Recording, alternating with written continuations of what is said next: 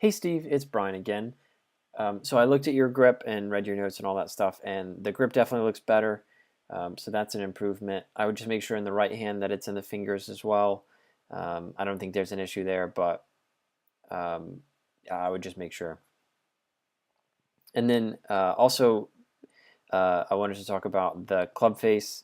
The club face can still be square and keep your grip the way it would be. Um, so that I mean, basically, you would just have to hold the club face and keep it from rotating as you're gripping it.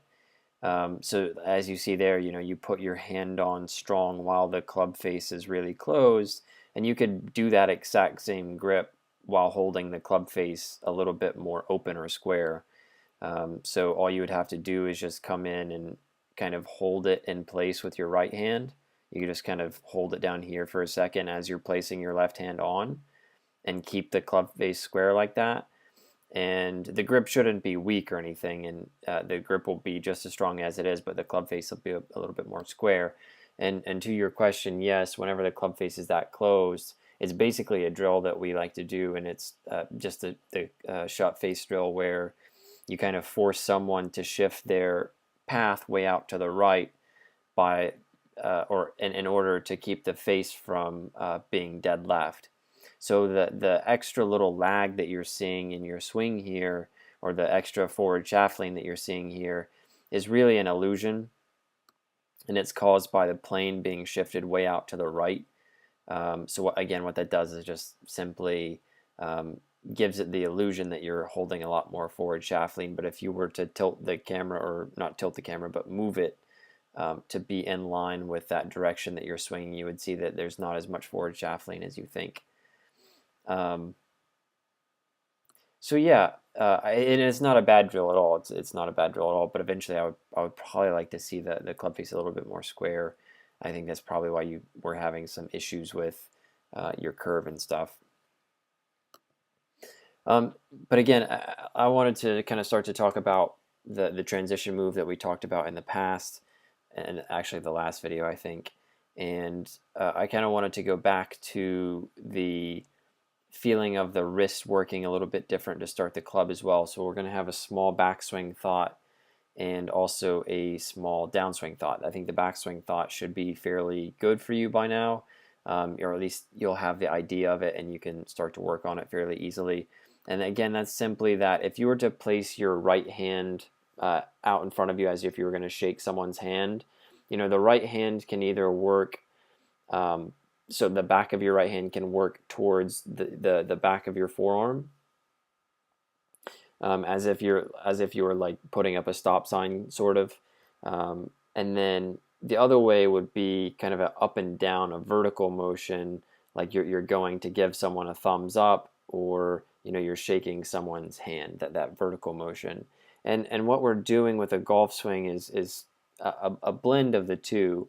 We can get to vertical and we can get to sideways. And in your case, you like to pull that right wrist back and under a whole lot. So you kind of bend the right wrist back this way, and that gets the club face even more shut. And I think some of the throwing of the club head and stuff is caused by you wanting to get some loft back on the club so you don't hit it too low. And that's why this is important. We need the club face to be fairly square so it has a decent amount of loft. If it's super closed, then you're going to start to do things to add that loft back in. So your idea would be to go feeling as if, instead of just this bend backwards or a straight vertical hinge up towards your nose, it's going to be somewhere in between, but it's definitely going to feel more vertical than you're used to.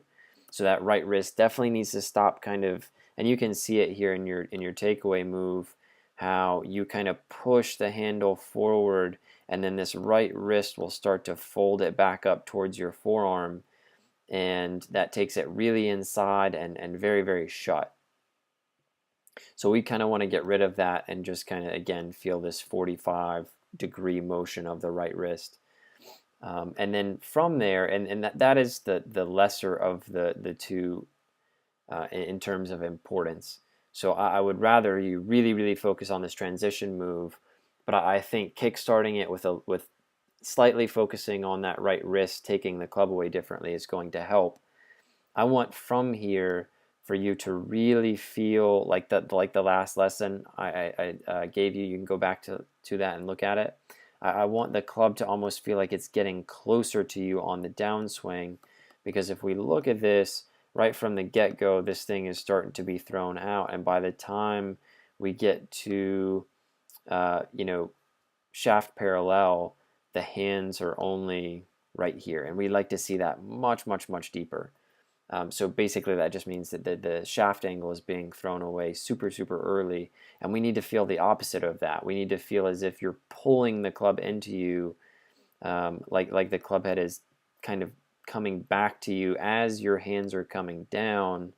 This angle is narrowing rather than widening and going this way. And you can take very, very, very slow swings and just kind of feel the right wrist work up on the backswing, and then on the way down, you're feeling like you're pulling that into you even more, and you're not letting it go at all. And I just pulled this one in because it was the older one that kind of showed the same thing, not quite as well. But basically, we're just kind of losing this angle in the right wrist and throwing it away a little bit too early. And what that should do is it should kind of pull the path back to the left a little bit and create a little bit better contact where you're not hitting it quite as fat, and you won't have to really hold the forward shaft fling quite as hard as you are through impact. So it'll be the way I've always kind of described it before. Like with people that throw the club, they throw early and then they have to hold very, very late to make sure that they either don't hit it fat or that the ball doesn't start way left. So the sequence would be again from the top, as if you're throwing the club, and then you have to hold on for dear life when it gets down to here to hit it decently. And then we want to kind of flip that. We want to hold early, so we want to get here and feel like we're holding that lag just a little bit longer, that forward shaft lane a little bit longer. And then once we get to this right thigh, then we can go ahead and start letting the club head catch back up and kind of throw it at the ball. Not that you'll have to worry about that yet, but that will be more of the idea of what we're going for. So I hope all that made sense, and look forward to hearing back from you soon. Thanks.